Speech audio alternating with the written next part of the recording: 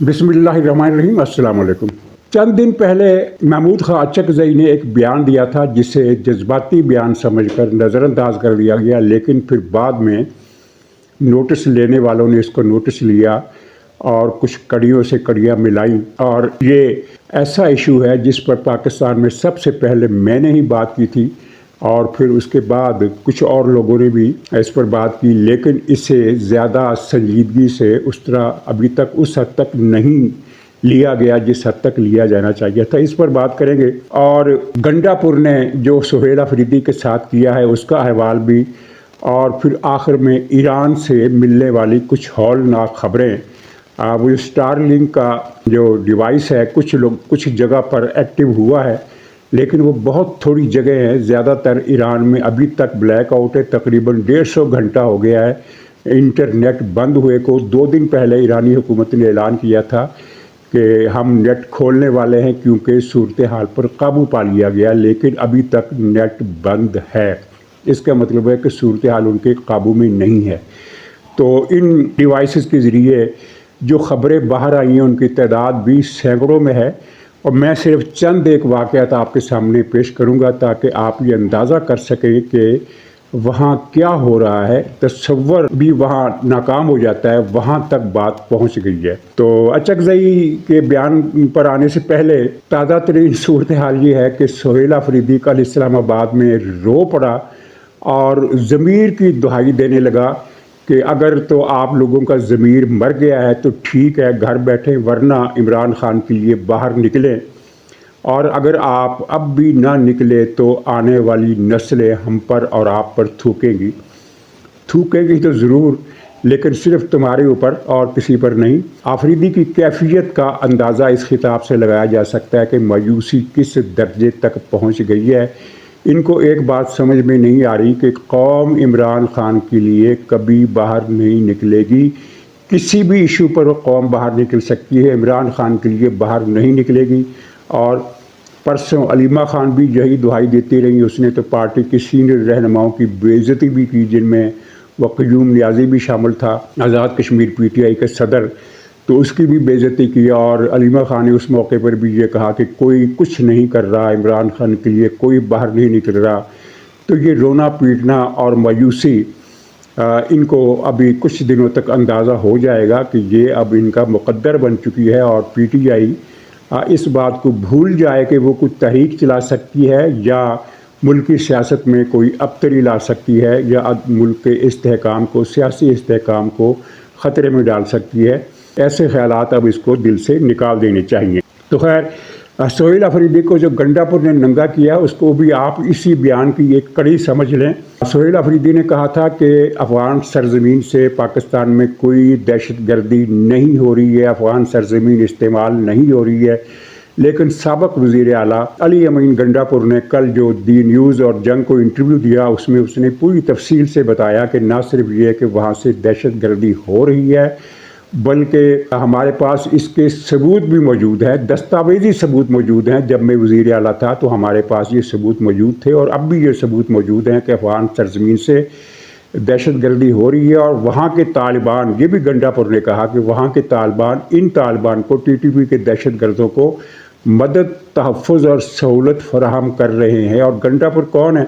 Gandapur PTI के leader हैं जिनको PTI ने अभी तक ना तो निकाला है और ना ही गंडापुर ने PTI को छोड़ा है, यानी कि वो उसी PTI के लीडर हैं जिसके हालिया लीडर सुहेल अफरीदी ने ये खुराफाती बकवास की कि अफ़गान सरज़मीन से पाकिस्तान में कोई दहशत गर्दी नहीं हो रही है, और रियासत के पास कोई सबूत नहीं है इस बात का कि वहाँ से दहशत गर्दी हो रही है। ये तो वो लोग हैं जो दहशत गर्दी को मानते ही नहीं हैं। मसलन इनका वो जो शफ़ी जान था, उसने कहा कि उसने दहशत गर्दी की मजम्मत करने से इनकार कर दिया। मतलब ये है कि इन लोगों के ख्याल में TTP वाले जो कुछ कर रहे हैं वो दहशत गर्दी नहीं है, वो एक जंग आज़ादी है। और इसी चीज़ का ताल्लुक़ अब महमूद अचकज़ई के बयान से है, जिसका मैं जिक्र करना चाहता हूँ। अचकज़ई साहब ने 3-4 दिन पहले एक बयान दिया था कि ऐसा ना हो कि किसी इलाके की असम्बली पाकिस्तान से अलहदगी का ऐलान कर दे। ये उनके बयान का खुलासा था। तो यही समझा गया कि जज्बात में आकर उन्होंने इस तरह की एंटी पाकिस्तान गुफ्तगू कर दी है। अचकज़ई انتہا پسند ہے، جذباتی ہیں، قوم پرست ہے، لیکن اینٹی پاکستان نہیں ہے۔ یہ بات ذہن میں رکھنی چاہیے۔ اب وہ عمران خان کا ساتھ دے کر ایک غلط پالیسی پر عمل کر رہے ہیں، لیکن غلط پالیسی ہونا اور بات ہے اور اینٹی پاکستان ہونا اور بات ہے۔ لیکن اس بیان کو دراصل بیان نہیں سمجھنا چاہیے، اسے مخبری کہنا چاہیے، اور یہ ہے بھی مخبری۔ کس بات کی مخبری؟ آپ یعنی صورتحال میں دیکھیں کہ 2 صوبے ہیں جہاں یہ علیحدگی کے جذبات موجود ہیں، ایک بلوچستان ہے اور ایک پختونخوا ہے۔ بلوچستان کی اسمبلی سے ایسا کوئی اعلان ہونے کی کوئی توقع 0% سے بھی کم ہے ہی نہیں، وجود ہی نہیں رکھتی، اس لیے کہ بلوچستان کی حکومت اور ریاست کی اتحادی ہے، اور بلوچستان کی اسمبلی میں بھاری اکثریت ان جماعتوں کی ہے جو ریاست پاکستان سے اتنے ہی وفادار ہیں جتنا کا کوئی بھی وفادار ہو سکتا ہے، اور وہ ان کے سیاستدان غلط ہوں، بے ایمان ہوں، کرپٹ ہوں، نااہل ہوں، نالائق ہوں، جو بھی ہوں، لیکن وہ ریاست کے اتحادی ہیں اور ریاست کا حصہ ہیں اور ریاست کے ساتھ ہیں۔ تو بلوچستان اسمبلی سے تو ایسی کوئی قرارداد، ایسا کوئی مطالبہ، ایسا کوئی نعرہ آنے کا امکان تو 0% بھی نہیں ہے، منفی 0% اسے کہہ سکتے ہیں۔ بلوچستان کا یہ آؤٹ آف کوشچن ہے کہ اس کی طرف اشارہ ہو، تو اشارہ کس کی طرف ہے پھر؟ ظاہر پنجاب اور سندھ سے تو ویسے ہی آپ صرف ایک ہی صوبہ رہتا ہے اور KP۔ اچھا آپ ذرا پیچھے چلے جائیں، کوئی 1 سال پہلے آپ نے یہ نوٹس کیا ہوگا، سوشل میڈیا پر یہ چیزیں بہت آئی تھی کہ یکا یک پختونخوا صوبے میں آزاد پشتونستان اور گریٹر افغانستان کے نقشے راتوں رات تقسیم ہوئے تھے۔ تقریباً ہر شہر میں اگر نہیں تو کم سے کم صوبے کے شمالی حصے میں پشاور اور دوسرے شہروں میں یہ نقشے اور چارٹ تقسیم ہوئے تھے، اور ان کی ویڈیوز بہت زیادہ آئی تھی۔ اس کے بعد پھر PTI کے لوگوں نے بیان بازی شروع کر دی اور ایک مہم چلائی، اور جو سہیل آفریدی کے آنے کے بعد بہت تیز ہو گئی، جس میں یہ تاثر دیا گیا کہ پاکستان پشتونخوا کے حقوق پامال کر رہا ہے، اس کو اس کا حصہ نہیں دے رہا، اور یہ بیانیہ بنا کر پھیلایا گیا کہ پختونخوا صوبے میں معدنیات بہت زیادہ ہیں، خاص طور پر وہ معدنیات جن کو ریئر ارتھ کہا جاتا ہے، جو دفاعی ٹیکنالوجی میں استعمال ہوتی ہیں۔ تو پاکستان یہ معدنیات ہتھیانا چاہتا ہے ہم پختونوں سے،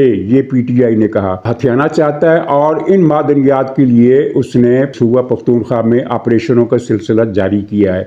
یہ اتنا آنکھوں میں دھول جھونکتے ہیں، آپریشنوں کا سلسلہ تو مشرف کے دور سے جاری ہے، وہ مشرف جس کا عمران خان سب سے بڑا حامی تھا اور اس کا ریفرنڈم میں پولنگ ایجنٹ بھی تھا۔ تو کیا اس وقت بھی مشرف کو بھی پتا تھا کہ یہاں معدنیات ہیں، ریئر منرل کے ذخیرے ہیں جن کو ہتھیانا ہے؟ سیدھی سی بات ہے کہ وہ پختونخوا کے عوام کو پاکستان سے متنفر کرنے کی مہم پر چلے ہیں، اور سہیل آفریدی نے یونیورسٹیوں میں سیمینار کا سلسلہ بھی شروع کرایا، جس کا مقصد پاکستان کے خلاف بغاوت کی تحریک کی بنیاد رکھنا تھا، لیکن وہ منصوبہ آگے نہیں بڑھا۔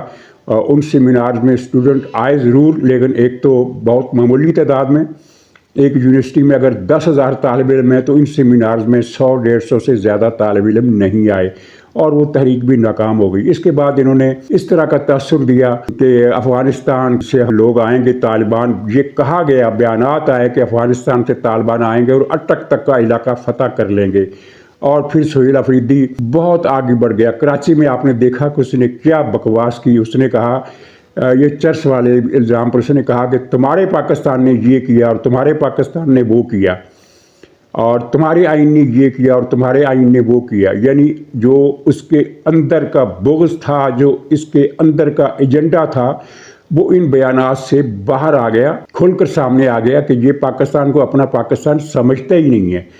یہ ان کی سوچ ہے اور یہ ان کا ایجنڈا ہے، اور میں نے ہی پہلے کہا تھا کہ میں نے آپ کو یہ خبر بریک کی تھی کہ PTI کے اندر ایک بات یہ کہہ کر پیش کی گئی کہ ہم پاکستان سے الگ ہونے کا ارادہ نہیں رکھتے، لیکن اس طرح کا ایک اشارہ، اس طرح کی ایک خبر لیک یا بریک کر دی جائے کہ پختونخوا اسمبلی میں ہم علیحدگی کی قرارداد پیش کرنے والے ہیں۔ یہ خبر جب فوج کو پہنچے گی تو ان کے طوطے اڑ جائیں گے، اور پھر وہ ہم سے منت سماجت کر کے ہماری باتوں کو مان لیں گے، ہم سے مذاکرات کریں گے، عمران خان کو رہا کر دیں گے۔ یہ سوچ دکھا کر ایک تجویز پیش کی گئی، لیکن پارٹی کے ارکان نے اسے مسترد کر دیا، اکثریت نے، کہ اس سے ہمیں زیادہ نقصان پہنچ سکتا ہے۔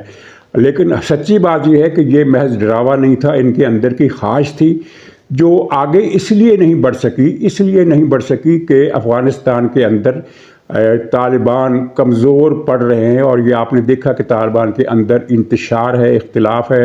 ایسا نہیں ہے کہ ان کے اندر خانہ جنگی چھڑ گئی ہے، لیکن اس انتشار اور اختلاف سے انہیں یہ پتہ چل گیا ہے کہ ہم جو بات کرنا چاہتے ہیں وہ زیادہ آگے بڑھا نہیں سکیں گے، اور پاکستان ہمیں بہت مارے گا، کیونکہ پاکستان نے جو 2-3 آپریشن کیے وہاں، تو انہیں پتہ چل گیا کہ ہم پاکستان کے مقابلے میں کتنے بے بس ہیں۔ اور صرف 2-3 آپریشنز ہی نہیں، انہوں نے بارڈر پر بھی چھیڑ چھاڑ کر کے پاکستانی فوج کی قوت آزمانے کے لیے کئی حملے کیے، اور ہر حملے میں یہ بھاری نقصان اٹھا کر بھاگے، بہت ساری لاشیں یہیں چھوڑ گئے۔ اور پھر انہیں پتہ چلا کہ صرف یہ نہیں کہ پاکستان کے پاس فضائی طاقت ہے، پاکستان کی بری فوج بھی ہم سے بہت آگے ہے، اور اس کے بعد یہ معاملہ آگے نہیں بڑھ سکا۔ جب یہ دیکھتے ہیں کہ افغان طالبان بہت کمزور پڑ گئے ہیں، وہ پشاور کو پاکستان سے چھیننے کے لیے، وہی اٹک تک آنے کے لیے ان میں صلاحیت نہیں ہے، تو یہ دوبارہ پاکستانی بن جاتے ہیں اور پھر کہتے ہیں کہ نہیں، پاکستان بھی ہمارا، پاکستان کی فوج بھی ہماری۔ حالانکہ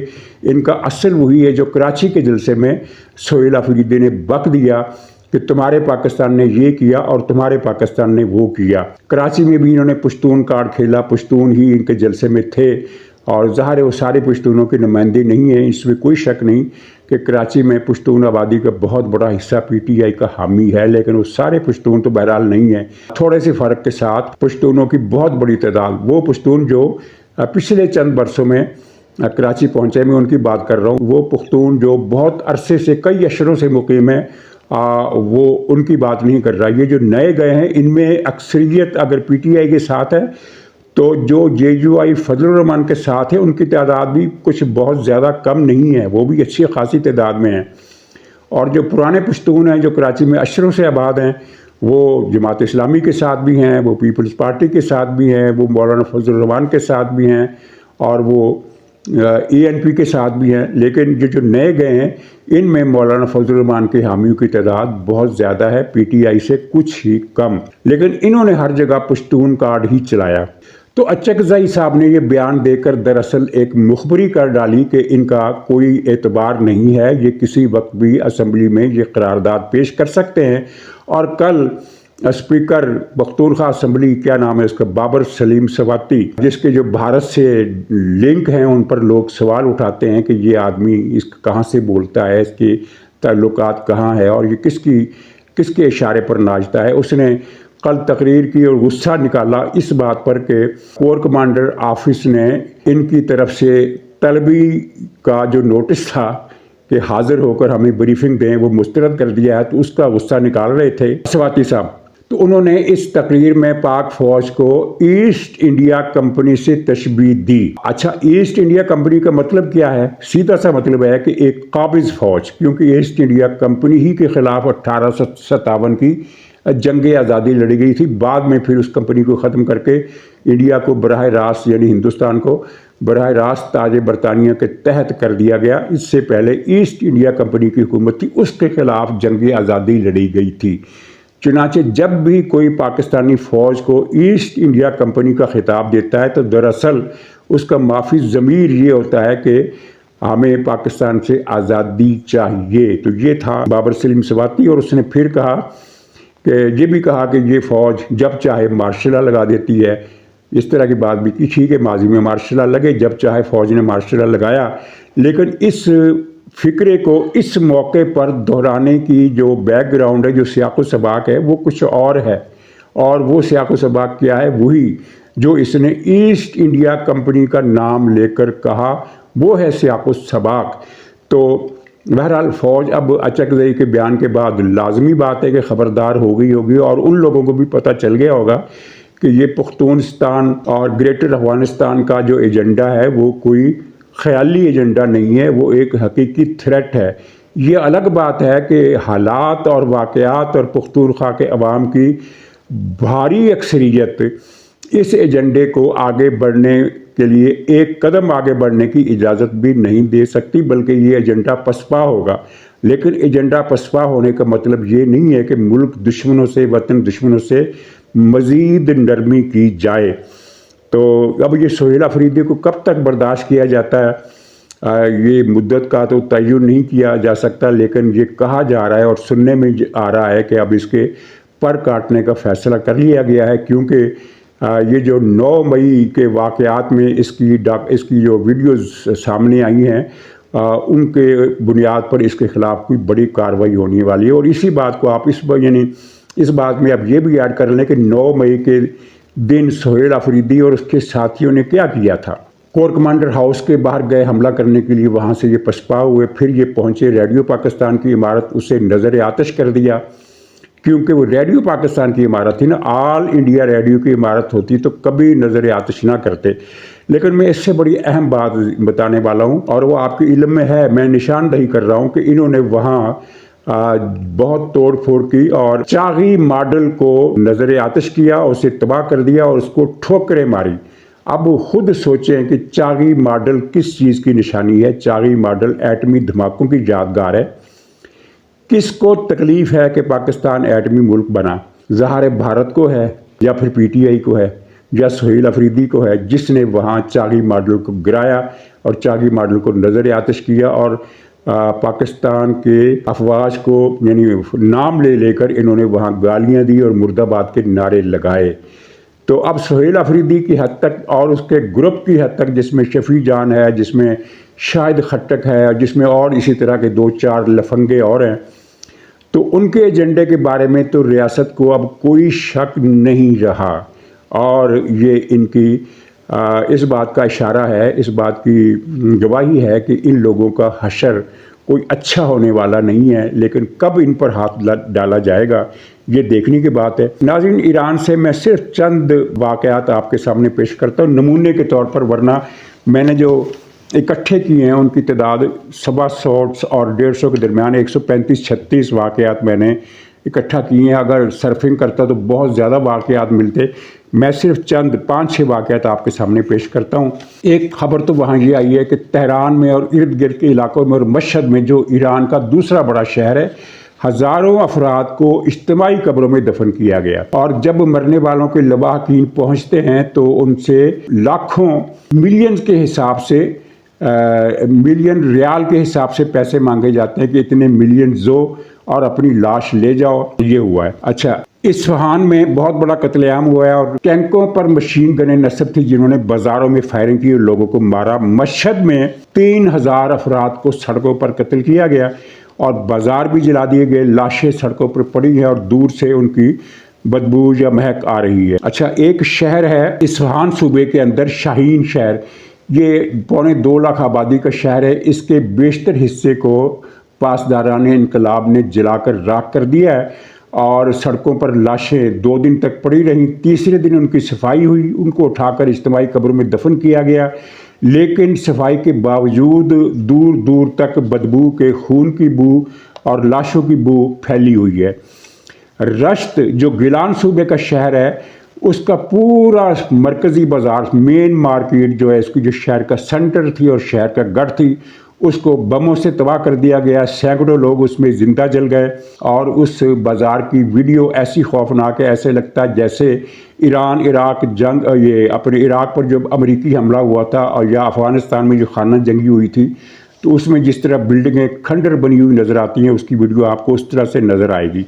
اچھا، چیف جسٹس محسنی، آپ اندازہ کیجئے کہ یہ کس طرح جنونی اور پاگل ہو گئے۔ انہوں نے ایک حکم نافذ کیا جس پر عمل درآمد شروع ہو گیا ہے۔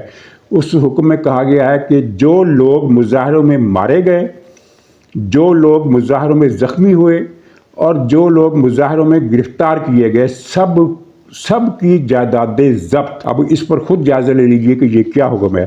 اور یہ اطلاعات بھی ہیں کہ بہت سارے شہروں میں پاسداران انقلاب اور بسیج والے گھس جاتے ہیں اور گھروں کے اندر لوگوں کو قتل کر رہے ہیں۔ تہران کا ایک پارس پارک ہے، یہ 196 اسٹریٹ، ظاہر فارسی میں اس کا کچھ نمبر اور طریقے سے پڑھا جائے گا، 196 اسٹریٹ سے مہلک ایک ہے تہران پارس پارک۔ پارس، وہ جو پارس پتھر ہوتا ہے، تہران پارس پارک، اس میں 25 بچے بیٹھے ہوئے تھے، مظاہروں سے ہٹ کے وہاں اس سڑک پر مظاہرے نہیں ہو رہے تھے، وہ 25 بچے بیٹھے ہوئے تھے، پاسداران انقلاب آئے اور سب بچوں کو مشین گن فائر کر کے مار دیا گیا، ایک بھی بچہ ان میں سے نہیں بچا۔ ان بچوں کی عمریں 11 سال، 12 سال اور 14 سال کے درمیان تھیں، اور یہ بچے کھیل رہے تھے یا کوئی کھیلنے کا پلاننگ کر رہے تھے یا کیا کر رہے تھے۔ بچے تھے 11 سے لے کر 14 سال کی عمر تک کے، اور ان میں سے ایک بچے کی فوٹو شاید میں آپ کو دکھاؤں۔ اچھا، ایک تو یہ ہوا، اور پھر تہران میں ایک کالونی ہے، قائمیہ کالونی تہران، وہاں ایک لڑکا 19 سال کا گھر کے دروازے پر کھڑا تھا، اسے پاسداران انقلاب نے دیکھا اور اسے گولیاں مار دی، اور بچے بیٹے کی چیخنے کی آواز سن کر اس کا باپ نکلا تو اسے بھی قتل کر دیا۔ باپ کے پیچھے اس کی بیٹی یعنی مقتول لڑکے کی بہن نکلی تو اس سے بھی گولی مار دی۔ گھر میں چوتھا فرد ان بچوں کی ماں تھی، اور اس ماں سے پاسداران انقلاب نے کہا کہ 750 ملین ریال دے دو اور لاشیں لے لو، ورنہ لاشیں ہم اجتماعی قبرستان میں دفن کر دیں گے۔ اب اس گھر میں ایک عورت ہے اور کوئی نہیں ہے، اور اس کا بیٹا بھی مارا گیا، اس کی بیٹی بھی ماری گئی، اور اس کے باپ کو بھی مارا گیا۔ 3 منٹ کے اندر اندر یہ 3 لاشیں انہوں نے گرائیں اور 750 ملین ریال کا مطالبہ کر کے واپس چلے گئے۔ اور بہت سارے واقعات ہیں، اس میں یہ بھی بتایا گیا کہ ہسپتالوں میں یہ پاسداران انقلاب گھستے ہیں، اور جو وہاں زخمی ہوتے ہیں ان کو یا تو سر میں گولی مار کر مار دیتے ہیں، یا ان کو گلے میں کپڑا ڈال کر اسے پھانسی دے دیتے ہیں بستر پر لیٹے لیٹے، یا پھر انہیں لاٹھیاں مار مار کر مار دیتے ہیں۔ اور اس طرح انہوں نے ہزاروں مریض قتل کیے ہیں، اور مرنے والوں کی تعداد جو ہے، یہ ایران انٹرنیشنل نامی ایک بہت بڑا نیٹ ورک ہے ایرانیوں کا، اس کے مطابق ہلاک ہونے والے 72 گھنٹوں کے اندر جو ایرانی مارے گئے ان کی تعداد 20,000 سے زیادہ ہے۔ اور جس طرح کی خبریں میں دیکھ رہا ہوں نیٹ پر، ان کے مختلف آؤٹ لیٹس پر، تو مجھے اندازہ ہوتا ہے کہ 20,000 کی تعداد بھی بہت کم ہے۔ انہوں نے بہت بڑے پیمانے پر قتل عام کیا ہے، اور پتہ نہیں تاریخ کا کون سا باب انہوں نے لکھا ہے اور کیا باب یہ لکھنا چاہتے ہیں۔ ناظرین، اجازت دیجیے، انشاءاللہ اگلے ولاگ میں پھر ملاقات ہوگی، تب تک کے لیے خدا حافظ۔